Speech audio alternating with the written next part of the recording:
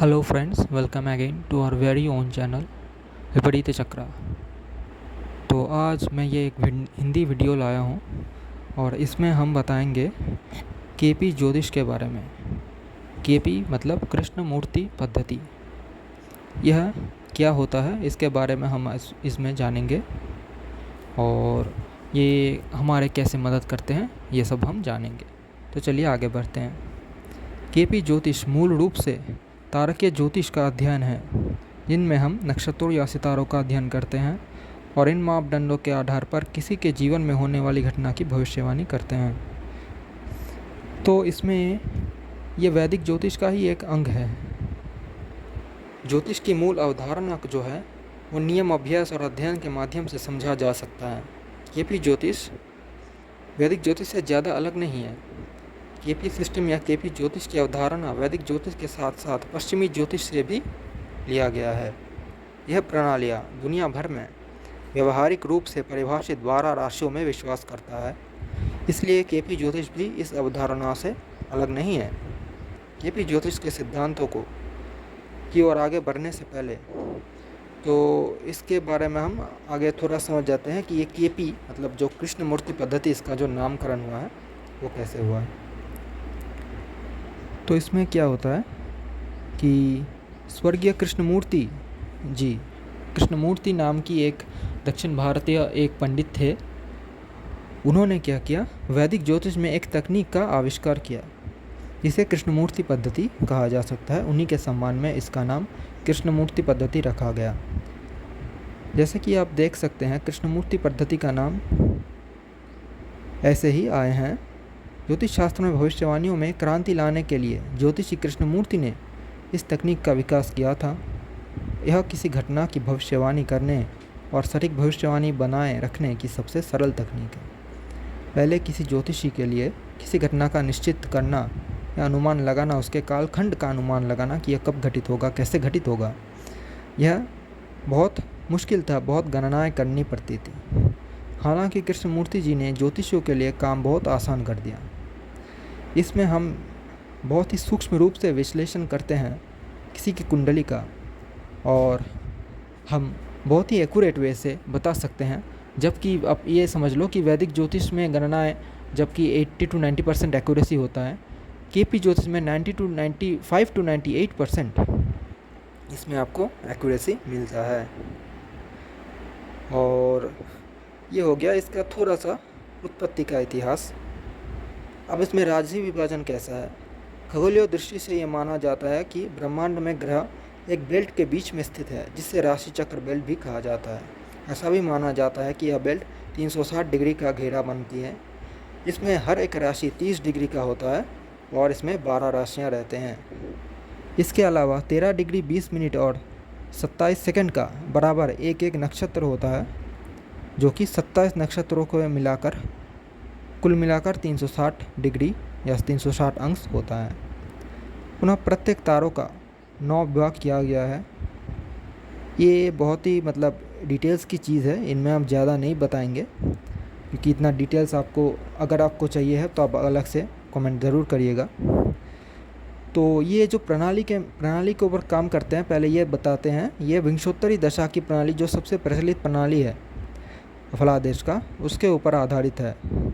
और विंशोत्तरी दशा चक्र में कम अवधि वाला ग्रह किसी खास नक्षत्र में 13 डिग्री 20 मिनट के कम हिस्से पर कब्जा करेगा, जबकि विंशोत्तरी दशा चक्र में अधिक अवधि वाला ग्रह उस विशेष नक्षत्र के बड़े हिस्से पर कब्जा करेगा।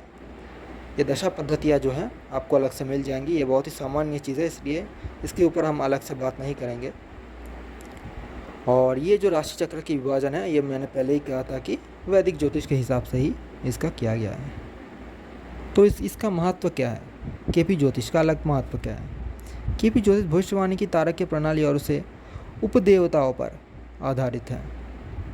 मतलब हर एक राशि की एक अधिपति होती है, उसमें एक नक्षत्र होती है जिनमें ग्रह रहते हैं, उसकी एक अधिपति होती है। नक्षत्रों के चरण होते हैं, उनकी एक अधिपति होती हैं, और नक्षत्र के चरण का उपचरण होता है जिनकी एक अधिपति होते हैं। मतलब 4 तरीके से हम एक राशि मंडल को विभाजित करके ग्रहों के सूक्ष्माति सूक्ष्म अध्ययन कर सकते हैं और उसमें कौन ग्रह किस देवता की अधिपति में विस्तृत है, किस ग्रह की अधिपति में विस्तृत है और उसके हिसाब से उस ग्रह का फल कब कैसे घटित होगा, वो विंशोत्तरी दशा प्रणाली से हम आसानी से इस केपी के माध्यम से ही जान सकते हैं।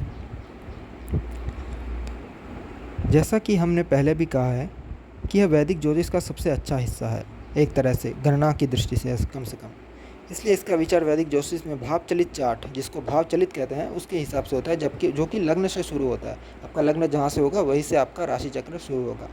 ऐसा नहीं कि मेष मासी के गंडांत से शुरू होता है, जो कि वैदिक ज्योतिष में होता है, लेकिन केपी ज्योतिष में लग्न जहाँ से शुरू होता है वही भाव चलित चक्र से इसका शुरुआत होता है, इसकी कुंडली का।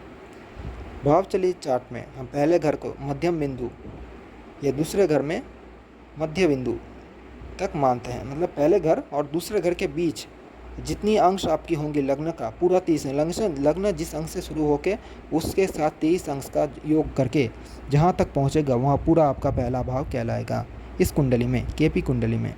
और ये पूरा 30 डिग्री या 30 अंश का होगा। और ऐसे ही हम 12 अंशों का, मतलब 12 राशियों का भाग करता है। हम केपी ज्योतिष में पहले 7 भावों की गणना करने की आवश्यकता होती है और फिर इस संबंध में इसकी 180 डिग्री में जो उल्टा भावे होते हैं उससे हम बाकी 6 भावों का जो भी होता है बाकी के 12 भावों में वो हमको मिल जाता है। मतलब पहले की हम 6 भावों की गणना करते हैं, फिर उसके हिसाब से हम बाकी 6 भावों के भी अब अपने आप गणनाएं हो जाती है। प्रत्येक राशि चक्र में 2 और 1 14 नक्षत्र होता है और ये केपी प्रणाली में विशेष नक्षत्र के नए प्रभावों का अनावरण कर चुके हैं।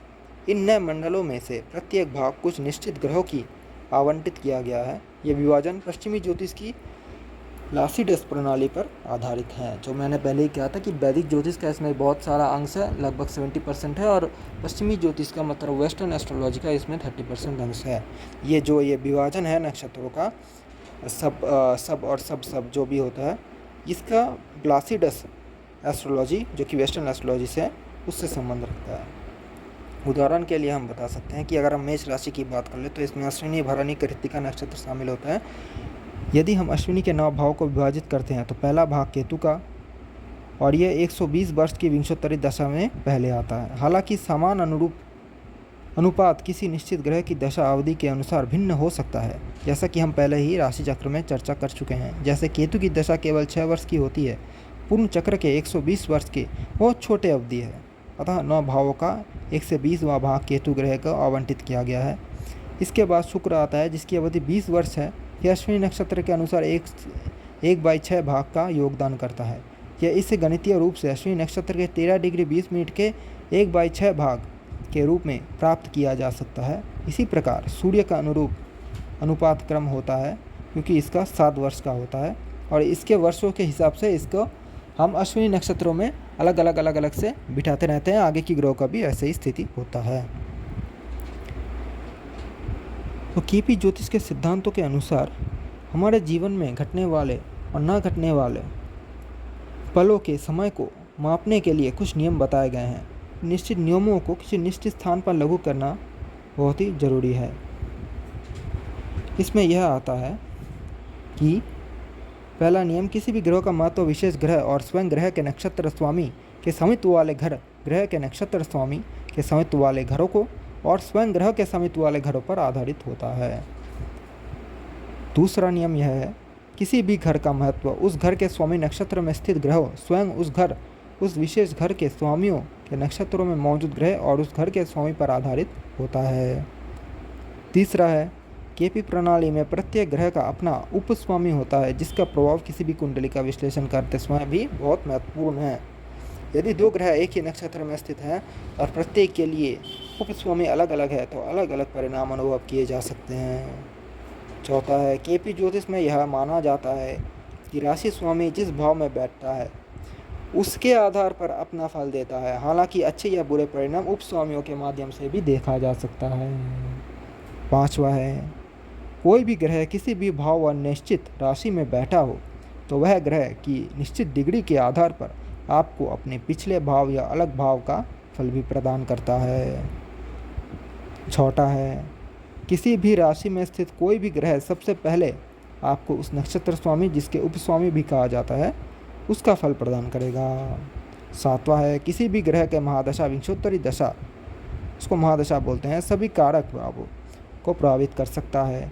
कारक भावों में भाव होते हैं जो अपनी महादशा अवधि के दौरान सक्रिय होता है।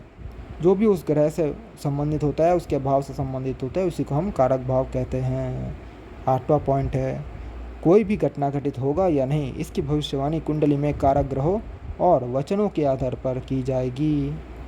यह मूल 8 सिद्धांत आपको मिल जाता है केपी के अंदर। तो हम अब थोड़ा बात करते हैं ग्रहों के भावों को।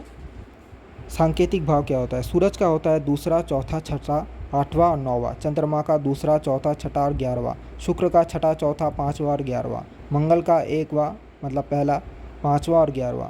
बुध का 5वीं, 8वां और 12वां। बृहस्पति का दूसरा, 5वां, 9वां और 11वां। शनि ग्रह का दूसरा, चौथा, 7वां और 11वां। राहु का 5वां और 6वां और केतु का दूसरा, 5वां, 7वां और 8वां भाव होता है, और ये इनका सांकेतिक भाव है। ग्रहों के इन घरों के सूची बताते हैं कि किस ग्रह की महादशा, अंतर्दशा या प्रत्यंतर दशा आने पर कौन से घर सक्रिय होंगे और वो किस किस जीवन के किस किस पहलुओं का समाधान करेगा, उसमें वृद्धि करेगा या ह्रास करेगा। हाँ, वैदिक ज्योतिष से विचलन करके देखते हैं कि केपी ज्योतिष में भावों पर विचार करते समय वैदिक ज्योतिष से विचलन होता है। जैसा कि हम केपी ज्योतिष में सही 12 राशियों के असमान वितरण के बारे में पहले ही चर्चा कर चुके हैं। वैदिक ज्योतिष मानता है कि घरों की 30 डिग्री के 12 भाव में समान रूप से विभाजित किया जा सकता है। लग्न 0 डिग्री से प्रारंभ होकर 30 डिग्री पर समाप्त होता है। हालांकि केपी ज्योतिष के अनुसार यह उचित नहीं है, क्योंकि मैंने पहले ही कहा था, यह भाव चलित के ऊपर निर्भर करता है। केपी एस्ट्रोलॉजी का मानना है कि घरों के सामना समान रूप से 12 भागों में नहीं, बल्कि कुंडली के आधार पर बांटा गया है। किसी व्यक्ति के पूरे जीवन काल में घरों की शिखर बहुत महत्वपूर्ण भूमिका निभाता है। घर का विस्तार 30 डिग्री से कम या 30 डिग्री से अधिक हो सकता है। भाव और लग्नेशों की गणना पश्चिमी ज्योतिष की प्लासिडीय प्रणाली के माध्यम से ही की जाती है, इसलिए यह वैदिक ज्योतिष से केपी ज्योतिष का एक प्रमुख विचलन होता है, मतलब डिफरेंस होता है। इसलिए इसे आसान अनुप्रयोगों के कारण इस तकनीक का उपयोग आमतौर पर कई ज्योतिषियों द्वारा किया जाता है। बहुत ही आसान है और बहुत ही सटीक भविष्यवाणी इसमें आपको मिलता है। यह तकनीक से कोई भी भविष्यवाणी करने की सटीकता कई बार सही पाई गई है। यही निश्चित रूप से आपको जीवन में घटने वाला या ना घटने वाले क्षणों का अंदाज दे सकता है। इसलिए एक ज्योतिषी के लिए इस तकनीक को जानना अनिवार्य है, क्योंकि यह कई ज्योतिषियों द्वारा दी गई भविष्यवाणी के बीच अंतर को कम कर देता है। और ये जो है आपका हो गया अष्ट में थोड़ा केपी ज्योतिष के बारे में, अर्थात कृष्णमूर्ति पद्धति के बारे में आप लोगों से आलोचना की है। इसमें एक खास बात यह भी है कि ये जो पद्धति है ये सिर्फ किसी व्यक्ति विशेष के ऊपर काम करता है, जबकि ये पूरे समाज या पूरे राष्ट्र या इस तरह की चीज़ों के ऊपर हमेशा काम करेगा ही, इसका कोई गारंटी नहीं है। ये विशेष रूप से किसी एक ही व्यक्ति की कुंडली और उसी के संबंधित चीज़ों पर यह आधारित होता है, और इसी के ऊपर जो है इसका फलादेश करना भी चाहिए। ऐसा नहीं कि सामाजिक की कोई घटना कब होगा, कब भूकंप होगा, कब अग्निकांड होगा, ये सब चीज़ें, कब बाढ़ आएगा, ये सब चीज़ हम इनसे गणना नहीं कर सकते। सिर्फ व्यक्तियों के जीवन के विशेष पहलुओं को ही हम इसमें सटीक रूप से जान सकते हैं। तो ये बात एक बहुत बड़ी बात होता है। तो आज के लिए इतना ही। अगर आपको केपी में कुछ समझ में ना आए तो आप हमसे पूछ सकते हैं, कमेंट कर सकते हैं, या फिर हमको मेल भी कर सकते हैं। अगर आपको अपनी कुंडली भी दिखानी है वो भी हम मेल में हम लोग संबंध कर सकते हैं, इसमें कोई दिक्कत नहीं है। और मुझे आशा है कि आपको यह वीडियो अच्छी लगेगी और आपको इससे जो है कुछ इन्फॉर्मेशंस प्राप्त होंगे। मुझे ये भी पता है कि आप जो है इसमें थोड़ा जटिल होगा, क्योंकि मैंने बहुत सारी चीज़ें एक साथ कह दी हैं, लेकिन आप ये यकीन मानो कि मैंने बहुत ही कम कहा है। इसमें इससे और भी बहुत सारी चीज़ें हैं, तो आप बार बार सुनो, इसको अच्छे से जानने की कोशिश करो, और कुछ समझ में ना आए तो हमसे ज़रूर पूछना। और बार बार कहने की ज़रूरत नहीं है। अगर आपको वीडियो अच्छा लगा हो तो आप लाइक करें, शेयर करें, सब्सक्राइब करें, और इसमें जो है आप कमेंट भी कीजिए, तो हमको भी बहुत खुशी होगी। आज के लिए इतना ही। फिर मिलते हैं किसी और वीडियो में। Goodbye, take care.